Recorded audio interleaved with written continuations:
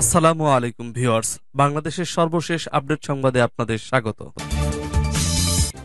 জানিয়ে দিব আমাদের হাতে থাকা সর্বশেষ গুরুত্বপূর্ণ আপডেট বাংলা সংবাদ। নবীকে কুডুক্তি থানার ভেতরে একজনকে হত্যা করল পুলিশ। জানিয়ে দিব গণহত্যার বিচারে শেখ হাসিনাকে থাকতে হবে বলছে সব উপদেষ্টা। আরো জানিয়ে দিব আশুলিয়ায় হত্যার পর লাশ পোড়ানোর ঘটনায় সেই আরাফাত গ্রেপ্তার। এবং আরো থাকছে যাত্রাবাড়ি ছাত্র জনতার উপর অস্ত্র হাতে হামলাকারী লিটন গ্রেপ্তার।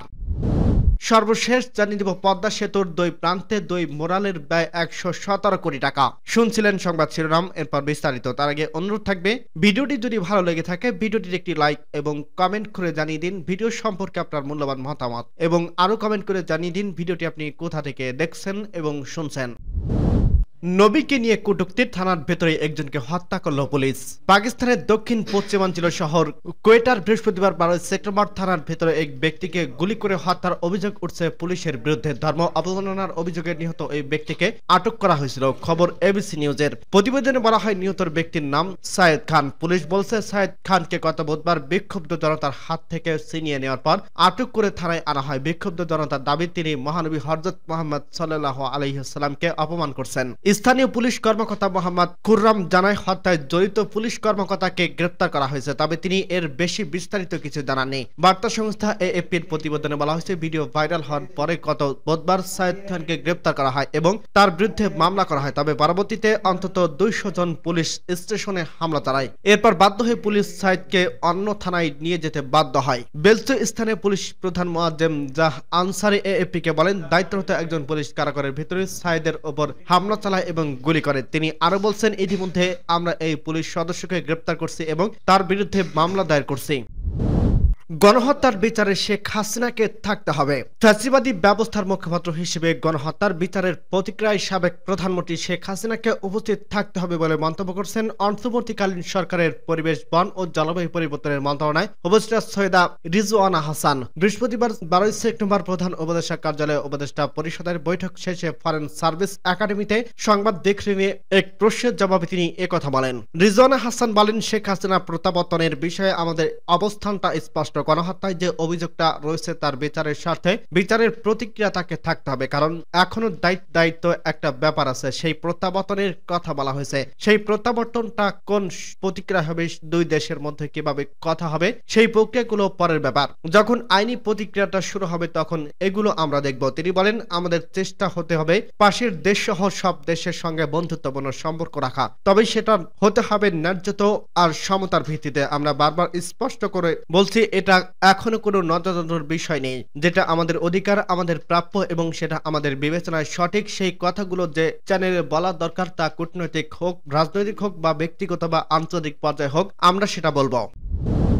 আসলেই হত্যার পর লাশ পোড়ানোর ঘটনায় সেই আরাফাত গ্রেপ্তার। 5 আগস্ট ঢাকায় আশুলিয়া হত্যার পর মৃতদেহ আগুনে পুড়িয়ে দেওয়ার ঘটনায় ইন্সপেক্টর আরাফাতকে গ্রেপ্তার করছে র্যাপিড অ্যাকশন ব্যাটালিয়ন 3 র্যাব। শুক্রবার 13 সেপ্টেম্বর এক বিজ্ঞপ্তিতে এ তথ্য জানা যায়। এতে বলা হয় বৃহস্পতিবার 13 সেপ্টেম্বর রাতে রাজধানীর আফতাবনগর থেকে আরাফাতকে গ্রেপ্তার করা হয়। এর আগে একই ঘটনার অভিযোগে গত 2 সেপ্টেম্বর রাত 10টার দিকে শাহজালাল আন্তর্জাতিক বিমানবন্দর থেকে ঢাকা জেলার অতিরিক্ত police super numerary police super পদে পদোন্নতি প্রাপ্ত আব্দুল্লাহিল কাফিকে গ্রেপ্তার করে ঢাকায় মহানগর গোয়েন্দা পুলিশ ডিবি। প্রসঙ্গত বৈষম্য বিরোধী ছাত্র জনতার আন্দোলনের সাভার ও আশুলিয়ায় 18 জুলাই থেকে 5 আগস্ট পর্যন্ত পুলিশের গুলিতে নিহত হয়েছেন 75 জন। গুলিবিদ্ধ হয়ে হাসপাতালে চিকিৎসা নিয়ে হাসপাতালে যান 4.5 শতাধিক মানুষ, যাদের অধিকাংশই চিরতরে পঙ্গু হয়ে গেছেন। এদিকে 30 আগস্ট সারা দিন একটি ভিডিও সামাজিক যোগাযোগ মাধ্যমে ব্যাপক ভাইরাল হয়। ভিডিওটি আশুলিয়া থানার সামনে ভবনের 2য় তলা থেকে ধারণ করছে বলে প্রাথমিকভাবে ধারণা করা হচ্ছে। ভাইরাল হওয়া 1 মিনিট 14 সেকেন্ডের ভিডিওতে দেখা যায় দুজন পুলিশ সদস্য একজনের হাত আর একজনের পা ধরে ভ্যানের একটি লাশ নিক্ষেপ করছে।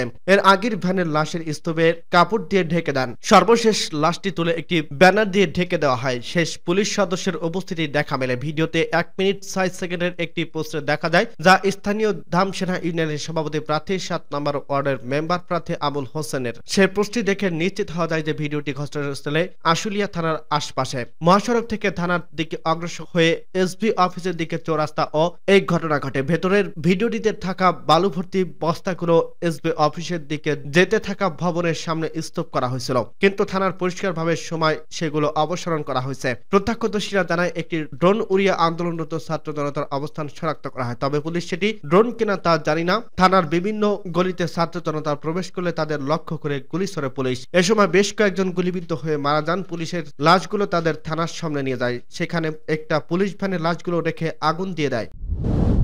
যাত্রাবাড়ীতে ছাত্র জনতার উপর অস্ত্র হাতে হামলাকারী লিটন গ্রেপ্তার। বৈষম্য বিরোধী ছাত্র আন্দোলনের সময় যাত্রাবাড়ীতে ছাত্র জনতার উপর ধারালো অস্ত্র হাতে হামলার ঘটনায় লিটন আকন্দকে 2 সহযোগী সহ গ্রেপ্তার করছে র্যাব 3 এর একটি দল। বৃহস্পতিবার 22 সেপ্টেম্বর রাত 2টার দিকে রাজধানীর যাত্রাবাড়ী থেকে তাদের গ্রেপ্তার করা হয়। এ সময় তাদের কাছ থেকে দেশীয় অস্ত্র, মাদকদ্রব্য ও গান পাউডার জব্দ করা হয়। এ বিষয়ে র্যাবের লিগ্যাল ও মিডিয়া উইকের পরিচালনায় লেফটেন্যান্ট কর্নেল মোমেন ফেরদৌস বলেন, বৈষম্য বিরোধী ছাত্র আন্দোলনের সময় সাধারণ জনতা ও ছাত্রদের বিরুদ্ধে চাপাটি নিয়ে আক্রমণের ভিডিও ফুটেজ সামাজিক যোগাযোগ মাধ্যমে ভাইরাল হয়। পরবর্তী সময় তথ্য প্রযুক্তি ও গোয়েন্দা কার্যক্রমের ভিত্তিতে নিশ্চিত হওয়া যায় যে হামলাকারী ব্যক্তি ছিলেন লিটন। এই প্রেক্ষিতে লিটন ও তার সহযোগীদের গ্রেপ্তারে র্যাব গোয়েন্দা নজরদারি বৃদ্ধি করে। মধ্যরাতে রাজধানীর যাত্রাবাড়ী এলাকা থেকে লিটন আকন্দকে তার 2 সহযোগী সহ গ্রেপ্তার করে র্যাব 3।